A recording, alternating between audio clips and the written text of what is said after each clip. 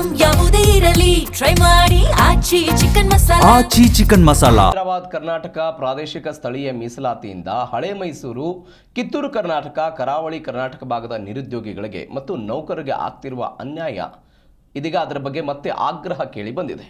ಇದರ ಬಗ್ಗೆ ರಾಜ್ಯ ಒಕ್ಕಲಿಗರ ಮೀಸಲಾತಿ ಹೋರಾಟ ಸಮಿತಿ ಅಡಿಟರ್ ನಾಗರಾಜ್ ಯಲಚವಾಡಿ ಹಾಗೆ ನಿವೃತ್ತ ಪೊಲೀಸ್ ಅಧಿಕಾರಿ ನಾಗರಾಜ್ ಅವರು ಅನ್ಯಾಯದ ಬಗ್ಗೆ ವಿವರಣೆ ಕೊಟ್ಟಿದ್ದಾರೆ.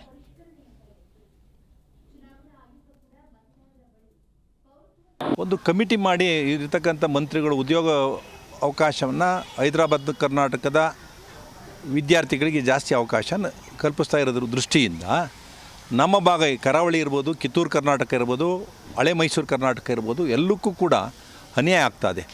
ಈಗ ಉದಾಹರಣೆ 1,57,000 ಉದ್ಯೋಗ ಸೃಷ್ಟಿ ಆದರೆ ಕೇವಲ 25,000 ಮಾತ್ರ ತುಂಬಿ ಇನ್ನು ಉಳಿಕೆನ ಹಂಗೆ ಬಿಡ್ತಾ ಇದ್ದಾರೆ.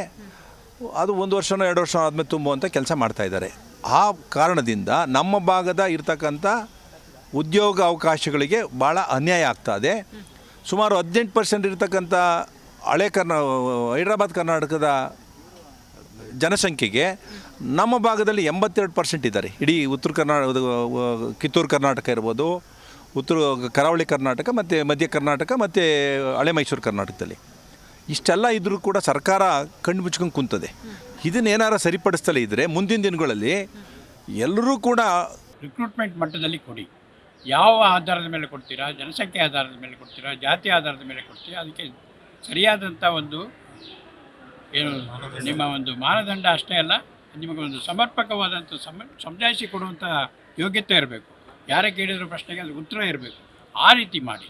ಆ ರೀತಿ ಮಾಡಬೇಕಾದ್ರೆ ನೀವೆಲ್ಲರನ್ನು ಕೂಡಿಸ್ಕೊಂಡು ಒಂದು ಸಮಿತಿ ಮಾಡಿ, ಆ ಸಮಿತಿಯಲ್ಲಿ ನಿರ್ಧಾರಗಳು ತಗೊಳ್ಬೇಕು.